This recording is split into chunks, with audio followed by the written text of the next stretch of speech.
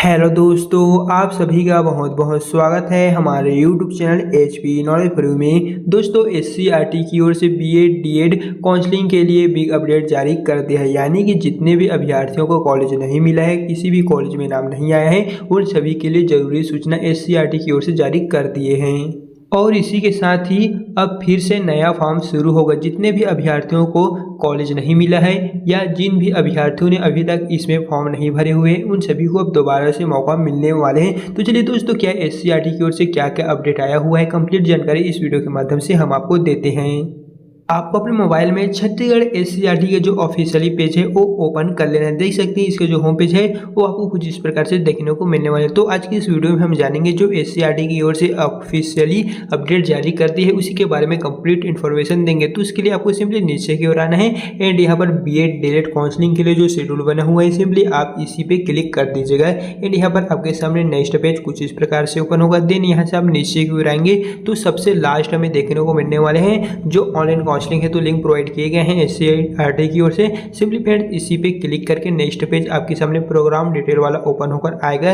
Then यहाँ से आप जैसे ही नीचे की ओर आते हैं तो यहाँ पर प्रोग्रामिंग डिटेल में BA BEd basic BEd BEd DElEd जो भी दोस्तों यहाँ पर अपडेट जारी हुए हैं आज की इस वीडियो में हम तीनों के लिए बताने वाले हैं। आप तीनों के लिए भी फॉर्म भरे हुए हैं या फिर तीनों में से कोई से भी एक के लिए फॉर्म भरे हुए हैं तो यह जो वीडियो है वो सिर्फ आप लोगों के लिए है। तो आपको सिंपली यहाँ पर दिखाई दे रहे हैं क्लिक टू लॉगिन वाले आइकन पे आप एक बार तीनों में से कोई सा भी एक ऑप्शन पे क्लिक कर दीजिएगा।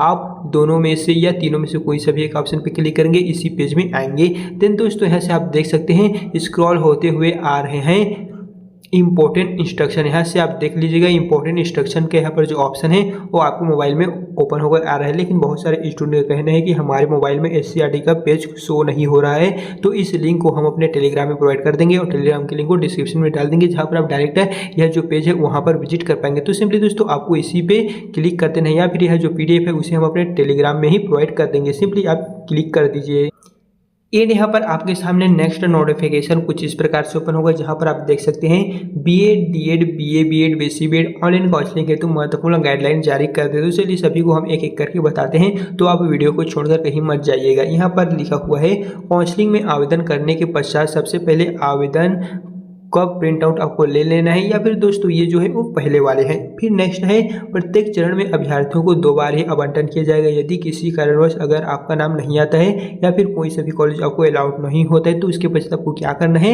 आपको नया फॉर्म अप्लाई करना होगा। अगर आपका फर्स्ट राउंड में नाम नहीं आता है तो आपको जो नाम है वो सेकंड राउंड में आएगा। तो उसके लिए आपको न्यू रजिस्ट्रेशन करना पड़ेगा। तो न्यू रजिस्ट्रेशन का क्या प्रोसेस है, कौन कौन कर सकते हैं, कंप्लीट जानकारी इस वीडियो में हम देंगे। तो यहाँ पर आप देख लीजिएगा यदि आपका आवंटन या अलॉटमेंट लिस्ट आपको एडमिशन दिवस के समय आप अपने लॉगिन में जाके व्यू इलेक्ट्रॉनिक लेटर वाले ऑप्शन में डाउनलोड कर सकते हैं। अगर आपको कॉलेज मिला है कि मिला होगा तो अगर आप जो कॉलेज मिला है उससे संतुष्ट नहीं है तो आप सिंपली रिजेक्ट कर लीजिएगा और यदि आप उससे संतुष्ट हैं तो एक्सेप्ट करके उस कॉलेज का आप चुनाव कर सकते हैं। तो इसके लिए भी यहाँ पर प्रक्रियाएं दिए गए हैं। एक्सेप्ट जब आप अलॉटमेंट लिस्ट में प्रवेश लेना चाहते हैं, जो भी अलॉटमेंट आपको मिला होगा उस कॉलेज में अगर आप लेना चाहते हैं तो इस वाले ऑप्शन पे क्लिक कीजिएगा और यदि आप उसे रिजेक्ट करना चाहते हैं, अगले राउंड में भाग लेना चाहते हैं तो इस वाले ऑप्शन पे क्लिक कर दीजिएगा। लेकिन बहुत सारे स्टूडेंट का कहना है कि हम प्राइवेट में नहीं करेंगे, हमें प्राइवेट मिला है बट हम किसी और कॉलेज में करेंगे, तो उस हिसाब से आप रिजेक्ट ही कर दीजिए, रिजेक्ट कर दीजिए ताकि आप अगले चरण का जो काउंसलिंग है वहाँ पर भाग ले सके। फिर यहाँ पर अगला है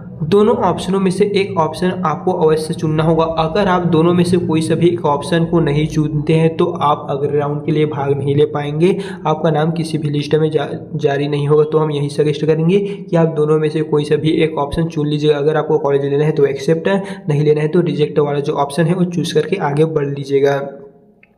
दिन दोस्तों यहाँ पर और इन्फॉर्मेशन दिए गए हैं। दोनों ऑप्शनों में यदि कोई भी ऑप्शन का चुनाव आप नहीं करते हैं तो आपका आवेदन निरस्त कर दिया जाएगा। जैसे कि हमने अभी आपको कहे थे अगर आप दोनों में से कोई सा भी एक ऑप्शन का चुनाव नहीं करते हैं, कोई सा भी एक ऑप्शन सिलेक्ट नहीं करते हैं तो आपको जो फॉर्म है वो स्वतः ही एससीईआरटी की वेबसाइट से निरस्त कर दिए जाएंगे और आप दोबारा से इसमें फॉर्म नहीं भर सकते हैं, ना ही किसी भी कॉलेज में आपका नाम नहीं आएगा। तो आप दोनों में से कोई सा भी एक ऑप्शन जो दिए गए हैं वो दोस्तों यहाँ से आप सिलेक्ट कर लीजिएगा, हम यहीं आपसे सजेस्ट करेंगे।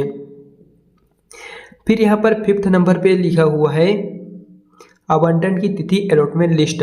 प्रवेश तिथि सभी जानकारी वेबसाइट पर उपलब्ध है, या फिर हम जितने भी नोटिफिकेशन या फिर SCRT की ओर से अपडेट जारी होता है उसे हम अपने टेलीग्राम में ही प्रोवाइड कर देते हैं, जिसके लिंक को डिस्क्रिप्शन में डाल दिए हैं, आप वहाँ से इसे डाउनलोड कर सकते हैं। एंड यहाँ पर नीचे में लिखा हुआ है आवंटित संस्था को रिजेक्ट करने का ऑप्शन अभ्यर्थियों को केवल एक ही बार मिलेगा, दूसरे बार उन्हें नहीं मिलेगा। तो आप अच्छे से ध्यानपूर्वक सोच समझ कर ही एक्सेप्ट एंड रिजेक्ट वाला जो ऑप्शन है उस पर क्लिक कर दीजिएगा। फिर यहाँ पर अगला है, यदि आवंटन के बाद आपने एक्सेप्ट या रिजेक्ट कुछ भी नहीं किया और आपका आवेदन फॉर्म निरस्त हो गया, तो उस स्थिति में आपको अगले चरण में काउंसलिंग करना होगा। यानी दोस्तों बता दें, अगर आप दोनों में से कोई सा भी एक ऑप्शन पे क्लिक करते नहीं हैं तो आपको फिर से फॉर्म भरना पड़ेगा।